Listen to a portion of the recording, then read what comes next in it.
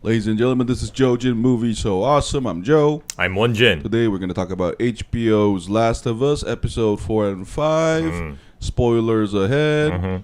You have been warned. Let's go. So, we're not allowed to curse, but man, I hate all the creators of this show for making me watch the sad ending to a deaf kid. What the hell was that? That was okay. First of all, the episode 4 and 5 is like one movie basically. Yeah, it fits well. I think episode 4 is basically like foreshadowing the setup, and then this episode 5, the latest one, which happened to air on Friday because of the Super Bowl on the weekend, is the payoff. And it was a great payoff. It had all the elements we talked about, the time jump, so we finally get to understand who these players are, who Kathleen is, who Henry is. Because it was very obscure in the fourth episode. Yeah. But everything becomes clear in this one. You know, but this episode by far is one of the most like explicit, like social, like power, like commentary though. You know, because you know what I liked about Kathleen. Like, I think people will be mixed on this. I personally liked the Kathleen character. Yeah, I mean, in episode 4, I was kind of unclear why she was like a leader figure. Because remember, this is not like a democracy. She didn't get elected from like popular votes or anything, and it doesn't really seem like she is someone with some sort of prowess to overpower anybody else. So I was wondering, why is she the leader? But after watching the 5th episode, I kind of understand why.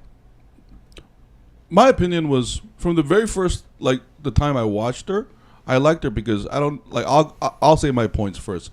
I like the fact that she is so ordinary looking. Because if you go look at history, like, you rarely see a demagogue or a dictator handsome. Like, Hitler was not handsome, but yet he was considered charismatic.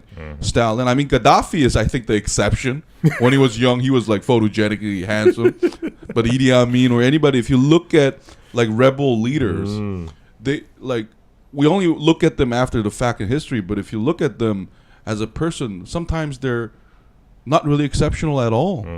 And here we see, like, I like the fact that it's an ordinary woman almost, and her action shows us who she is. Because even in episode 4, when she just shot the doctor, and she was like, "Can he live without a doctor?" And then the guy says, "No, the doctor won't save him. So we don't need this guy." So she just goes straight up, kills him. And I also like the reveal of Henry, because before we saw Henry, I thought he was going to be some kind of like a Rambo badass or something. You know how? So it's like a commentary on how we vilify people and choose our leaders unwisely. You know, and she's like, basically, you know, now that we watch episode 5, she was clearly not up for the task. She put her personal vengeance first. I mean, I guess she was a very efficient leader, unlike her brother Michael. If her second in command says you change everything, I'm assuming she was the ruthless one to get it done. But that being said, her actions and the action because of her command, the greater good has been irreparably harmed, and it was compromised, and now they're paying the price for it. And the sad fact is that they had no idea that was about to happen. I mean, but they're in episode 4. Remember, they could have prevented it but they kept it to themselves. Perry and what's her name? Kathleen. No, I'm saying, like, the second in command, even in this episode in the beginning, he cautions her about priorities. And I think he was telling her that maybe Henry's not the priority here. Maybe blocking the tunnels or survivals or stuff like that. But she says no, because she's caught up in her, I guess, vengeance mode. So, but your point is really good in that those in power don't share the information. But that's ironic, because they just overthrew a supposedly totalitarian regime, and then they're doing the exact same thing. So that's a social political commentary if I ever seen one. And while I was watching that, I was also asking myself, before I considered Kathleen to be a leader, I was wondering, what's stopping that Perry guy from just killing her and taking that position? But now, after watching the 5th episode, where he has that dialogue where he supposedly like respects what she's done, and he admires her for her qualities and stuff. Yeah. But that happens all the time in like a new regime, though, because the military has a lot of power, and military people are usually very black and white thinkers. It's like they like to shoot their guns, so to speak. I think it's the fact that they make the unpleasant decisions for the others. Yeah, basically. Part of that is true, but those decision also has to serve a greater service here. But here it obviously didn't, because her obsession with Henry, I think, because if she stopped chasing Henry and prioritized the safety of Kansas City, maybe, I don't know, maybe this wouldn't have happened, but it did.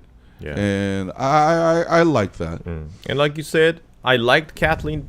She was very brief on the screen, but I also liked the fact, like you said, that she looked very ordinary. So basically, she's like a soccer mom. Yeah. But with some very ruthless characteristics. Yeah, with a gun and but I don't know. But that Perry guy was awesome too. Like I don't know, but like I was saying this in private. He kind of looks like Will Forte's like imaginary handsome, serious brother. Yeah, he definitely looks like if MacGruber had a brother. That's what he would look like.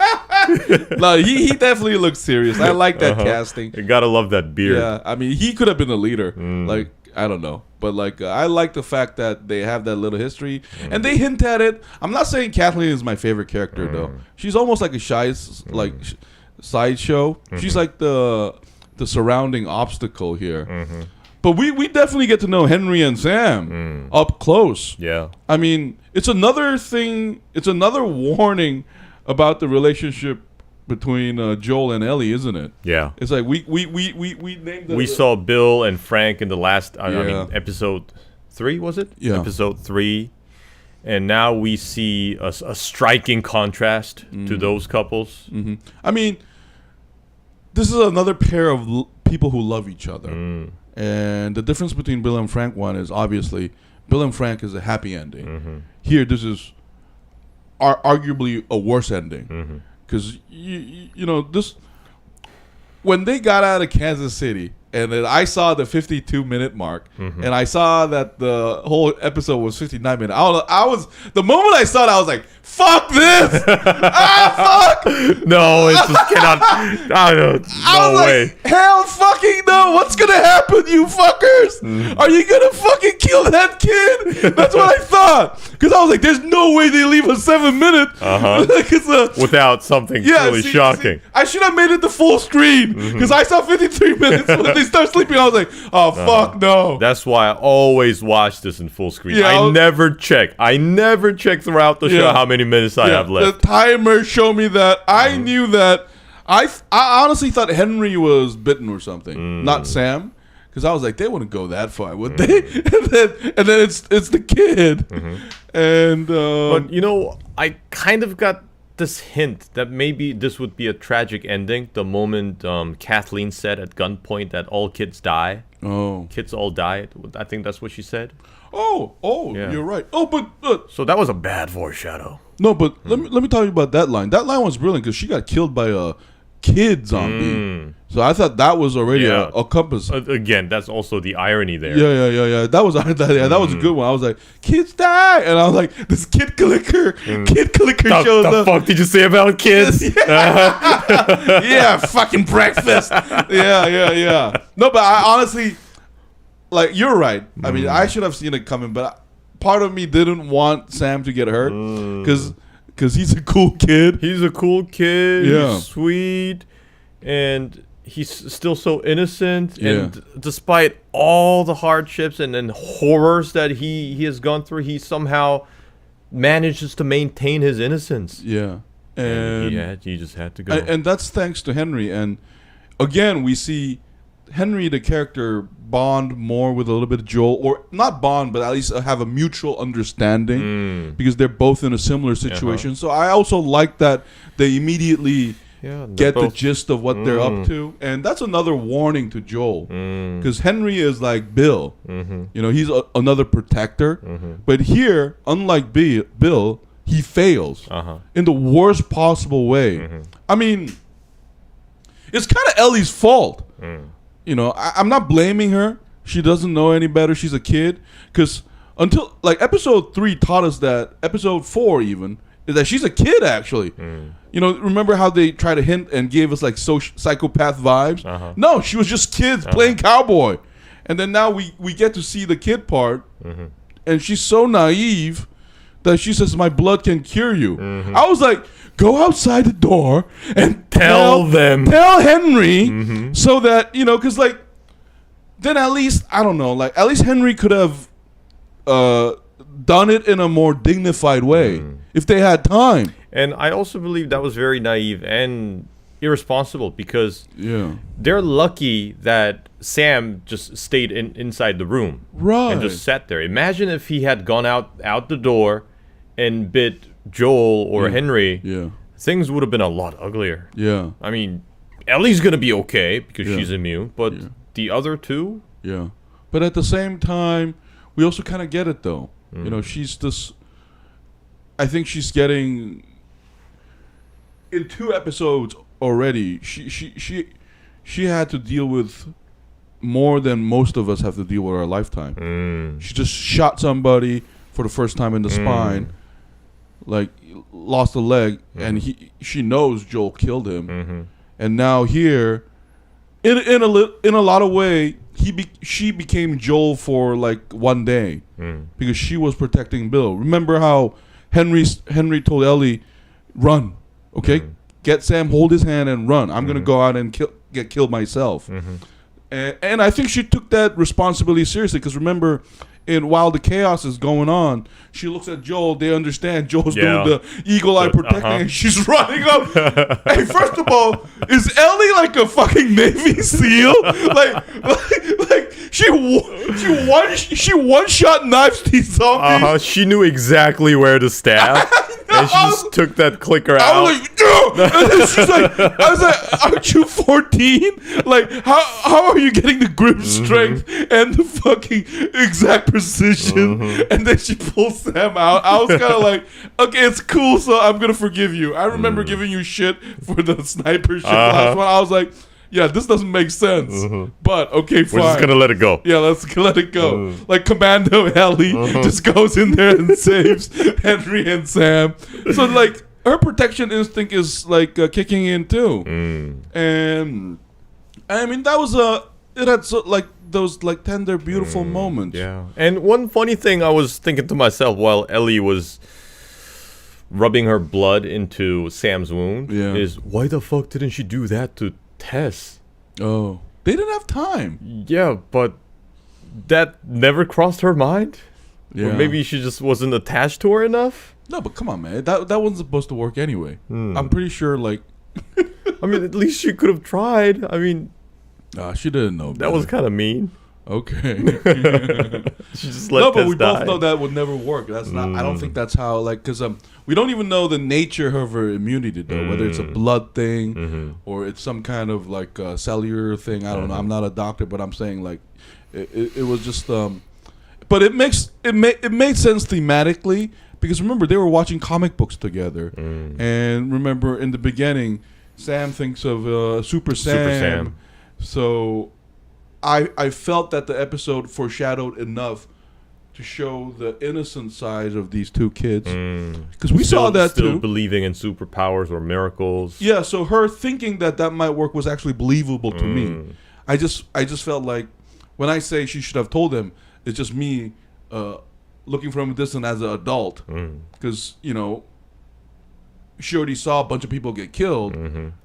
Like, you need to tell them immediately. And like you said, it was irresponsible in the safety aspect, but also emotionally, like, because Tess and Joel had a time to say goodbye. Yeah. Even if it's a minute, so Joel had the time to absorb that information. Very short, of course. He made the grave for Tess later, but like, look how like, because Henry when he shot Sam, he was completely confused. Yeah, we could tell that was done somewhat inadvertently. Yeah, instinctively. Yeah, instinctively. He didn't mean he hadn't completely processed what was going on. Yeah. No, you could tell the confusion because first of all, he warned Joel because he thought Joel might hurt him, but he saw the situation and just shot it like it was like this mixture of commands in his head, and afterward, it happened so fast that he couldn't deal with what he was supposed to do. And I feel like that's a warning to Joel too, because see here we have two things already. Bill in his letter explicitly says that talks to Joel because Bill feels like Joel is him. So and then protect Tess, and then now Joel failed on that. But here we see someone like Joel fail at protecting the one he loves. So you know what this got me thinking? Like remember in the episode 4, we finally heard about Tommy for the first time, right? Yeah. He's a joiner. And after watching episode 4, I was like, now I want to hear Tommy's side of the story. Because I felt like, does Tommy even want to get protected by you?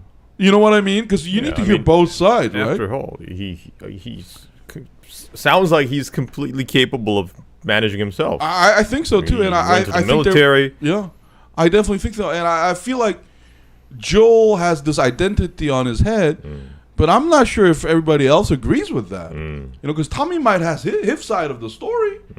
So I mean, again here, and I like the ending shot because Ellie writes "I'm sorry" on the notebook, and she's the one to propel to distance herself from this incident and go forward. And then we see I think Pedro Pascal does a wonderful Teletubby acting here again. Like he doesn't make much gesture, but I felt like he was kind of thinking on like this happening to them. And because in this episode we see Joel care about Ellie. Yeah. And we could really tell from the heat of the battle. Yeah. While he's up there with his rifle. Eagle Tower. Yeah, you could see how determined he is at protecting Ellie. Yeah, it's just kicking in. Yeah. It's just kicking in. And which is kind of like a contradiction to what he said to Ellie in the car, because he said that she's just the cargo. No, you're not. And Ellie, I think, is kind of feeling that too, because we get a lot of good jokes here. Ellie's like, yeah, he's gonna make a grumpy face, but he's gonna be okay. And I gotta say, Joel is. Hey, I like Joel now. Like he keeps saying he's not a bad person. I'm like, you're a good motherfucker, man. Yeah, even that old sniper dude, he was like, don't. I was like, man. If you remember, episode 5 starts with a bunch of people mob hanging fucking soldiers. We see a corpse drag with like 100 knives. Yeah, that was like a big time combat. That's what the Soviets would do to the Nazis. yeah. So I was like, hey, Joel, all things considered, it seems like you and Tess were not that bad. I mean, yeah, I guess you killed a couple people for food, but I did kind of laugh at Joel one point when Henry tells him that I'm a collaborator, and Joel says I don't work with rats. I was like, motherfucker, you are a smuggler and a murderer. I was like, no, like, who are you judging? Yeah, I thought. At the same time, I was like, then again, gangsters got their cover. So I guess like you know what I mean. So I found that a little funny because when Henry said he was a collaborator, I knew from the start that it probably has something to do with Sam. Yeah, like right away. I mean, nobody likes a rat. I mean, don't get me wrong, but this is we already know that this world is not that black and white. And I like that dialogue of and then Henry feeling genuinely guilty about it at the same time. So here's a world where when you have two choices, none of them are really happy ending. So put ourselves in Henry's shoes. Like if he didn't get the medicine, Sam would have died. Yeah, and he would have resented it his whole life. Look what he did after killing Sam. He killed himself. Yeah. But the worst part is, none of it mattered because Sam got bitten by a fucking zombie.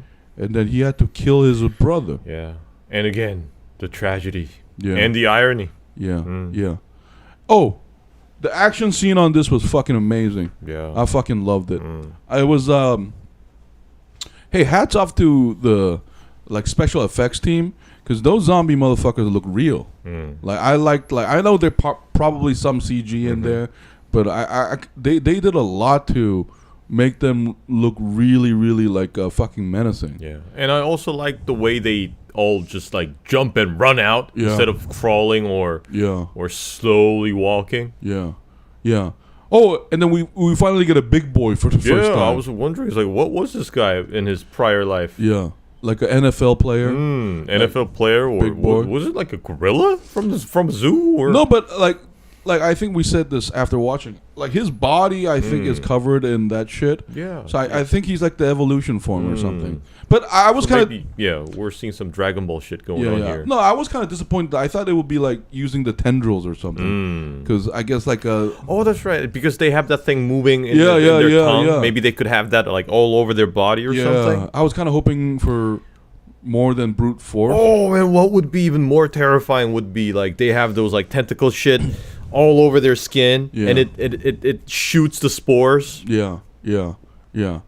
I mean, but I'm not complaining. I think it was the right dose because they want to make it realistic as possible.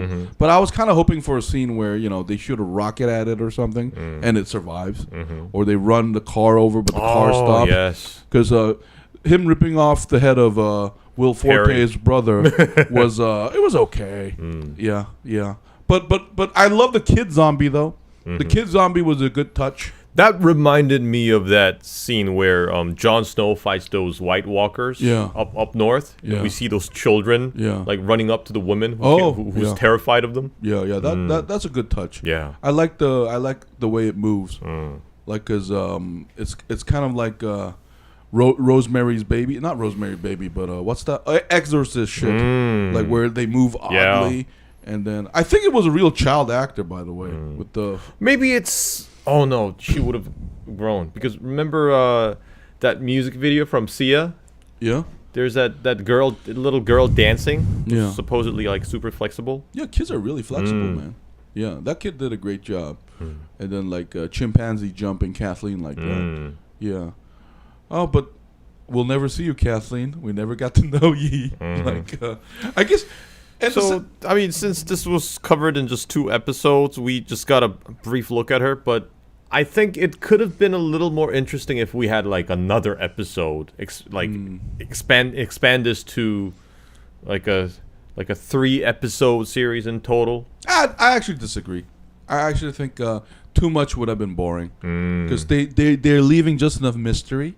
Because if we got to know them more, it would have been their fucking show. So it's about Joel and Ellie, and I'm glad that show focused on them though. There's like I think we have like 4 episodes left. It goes to show that we're just gonna meet a whole bunch of other characters like this because we're seeing all kinds of messed up shit outside the quarantine zone, or in this case, a quarantine zone that's been overrun by the people. And just when they were drowning us in people drama, they pulled the zombie thing out. And I like that how when the zombie comes out, like the Joel side and their side immediately shoot starting at the zombies. Like they don't even think about each other anymore. So I was just like, why couldn't you think of this before? You have a common enemy, motherfucker. Like they immediately change stance. So I think that's just like back to your point. I think it's just you want the viewers to know some things, but not everything. So I thought overall that's done well. And then we have to head to Wyoming, so I'm assuming we're gonna meet. I think we're gonna meet some good people now. I think they're gonna do this where we meet some good people, and then we meet some horrible people, and then we meet some good people, and then we meet more fucked up people, and then some okay people, and then some horrible people. I think they're gonna keep this pattern to keep us guessing. And what I like about the action sequences from these episodes is that we got a taste of a lot of different style of these zombie sequences that we used to see from previous movies. Yeah. And some of them kind of seem like a cliche, but I still think that having this variety is a good idea for the show.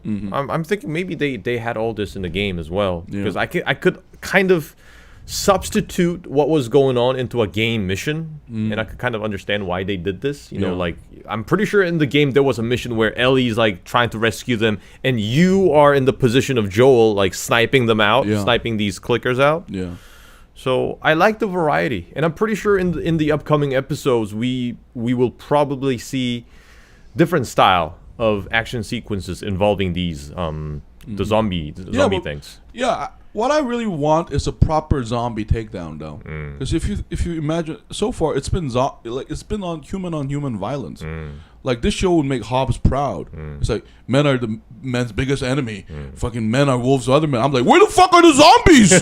Like this is a zombie world. Like me coming from like what's that movie called with Woody Harrelson and Zombieland? Zombieland. Because that movie was all about creatively killing zombies in all kinds of ways.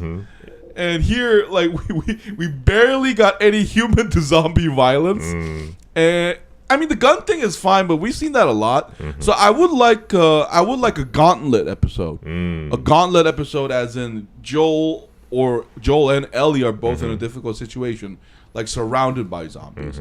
A bigger version of episode 2. You know how they were in the museum, right? Yeah. But I would like to see some like straight up Joel Terminator mode too, because we did get a Terminator mode. Because you were right, like.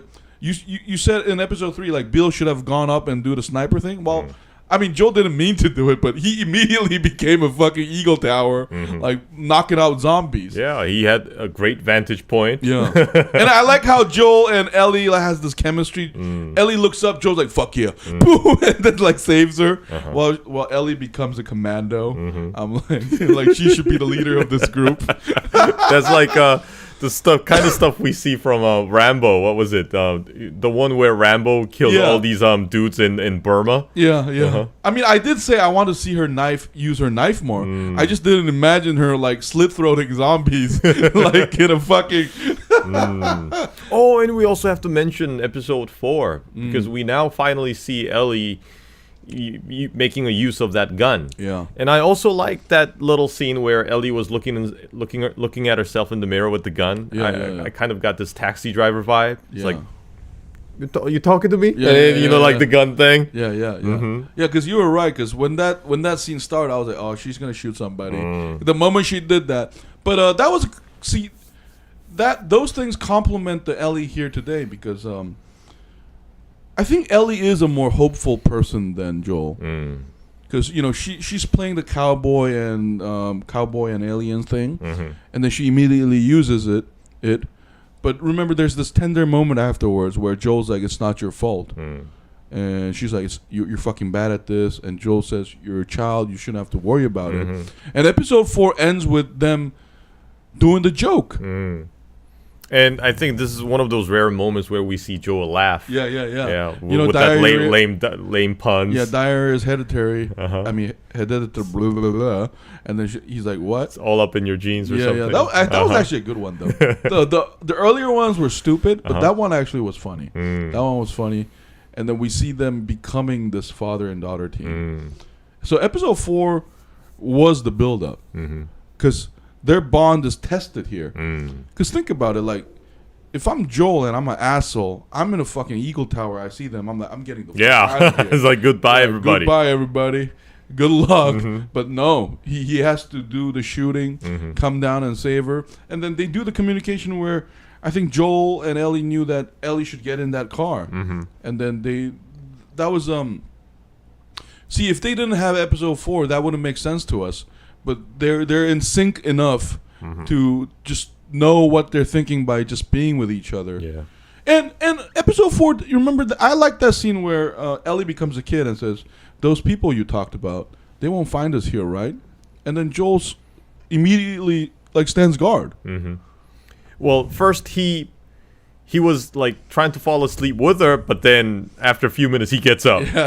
And again, you talked about Terminator mode. I also got a Terminator vibe from that scene, because we see from Terminator 2, after transplanting that chip thing, Arnold Schwarzenegger, he stands guard like all night because he's a machine. He doesn't sleep. Yeah. I got that vibe from Yeah. when Joel was standing in front of the window. Because remember, we haven't seen Joel get hurt yet. Even Bill got shot in the belly. So, like, when I say Terminator, like, he does seem like a guy that's so far untouchable. But I think that will be, I don't know, maybe around episode 7 or 8. I think he will get hurt, and it'll be up to Ellie to do the heavy lifting. And that's where their bond will truly be tested, I guess. I mean, it's being tested all the time, but I think that's when Ellie's going to be the protect my dad daughter. And I think... What's up? I have this great idea. He's going to get bitten. She's going to do that blood thing again. But for some whatever reason, it's going to work. I don't know. I don't think so. Okay, maybe not. And it's going to confuse us. You think so? Yeah. I don't know.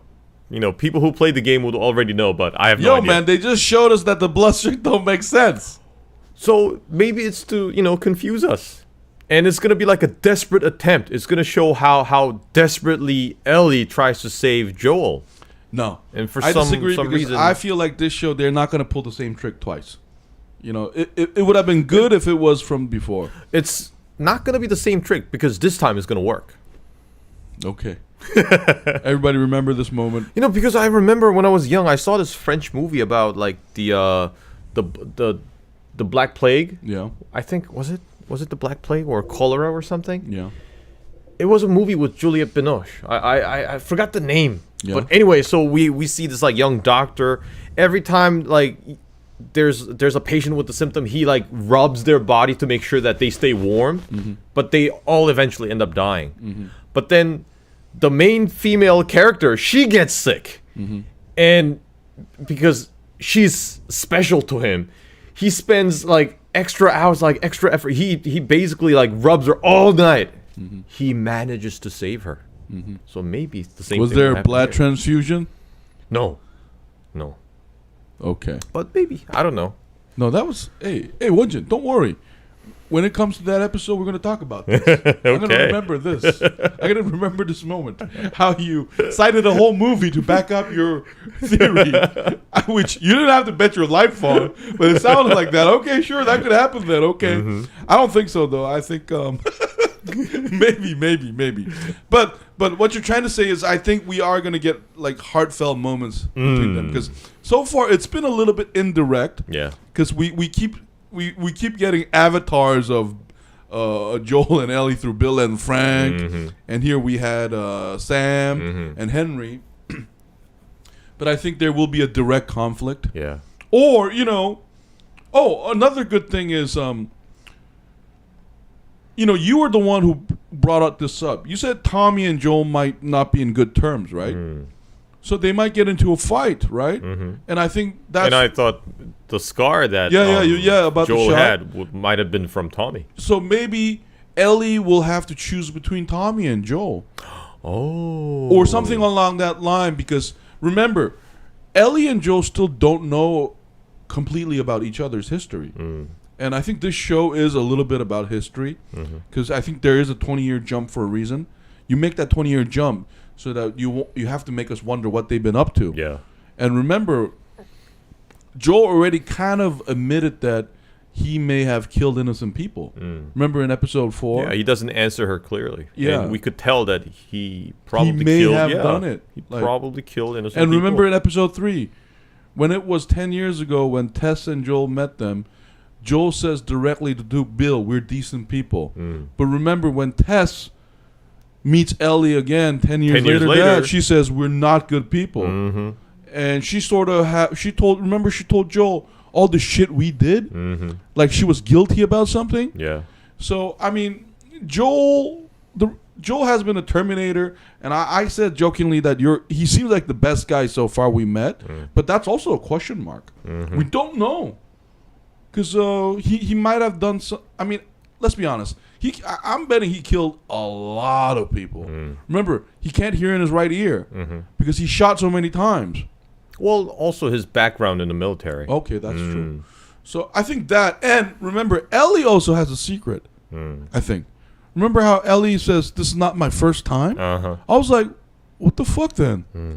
Like, but Henry's the most honest guy ever. Hey, I was kind of lying, and I tell you my whole story. I snitched on a guy called Michael, who was a rebel He was leader. a great man. And then that sister fucking hates me. I just told you my life story in like 3 minutes. Now tell me yours. Joe's like, and it says nothing. So I that's why I knew Henry was a throwaway character. So like Ellie even has a story. So I think back to your point. Like them being tested might have to do with them having to confront their past, because I don't think Joel ever even told Ellie about his daughter. That's true. And you know what's that is surprising is I feel like that should be the number one thing he wants to talk about if he wants to get over his trauma or pain if he has one, because that defines him. Like the man we see him here is defined by that incident. I mean, there's no reason for the show to show us that unless that's what it's all about. So, like, maybe there will be an episode down the line where Joel tells Ellie about Megan, was it? Or whatever. I forgot her name already. Oh, my God. We're such bad people. We're sorry. So maybe that will happen. But anyway, but Ellie's a tough kid, though. Like, this world, oof. And then, me seeing that NFL player zombie makes me think, then what's in... We're going to see more fucked up what shit. else are we going to see? Yeah. I mean, I definitely think there's going to be a bigger version of that dude. Like his, yeah. At least I think the tentacle monster we talked about might happen. We'll see, though. But we did get... Hey, man, we did get everything we talked about except the helicopter.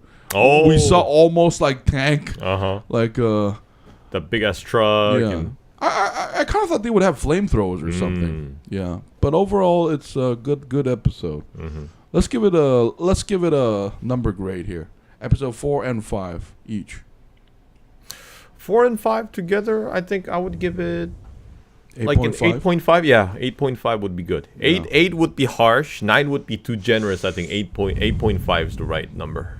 See, for me, episode 4 is an 8, but episode 5 is a 9. So it becomes 8.5 for me. But after watching episode 5 today, I do feel like it's a great set. And that ending fucked me up.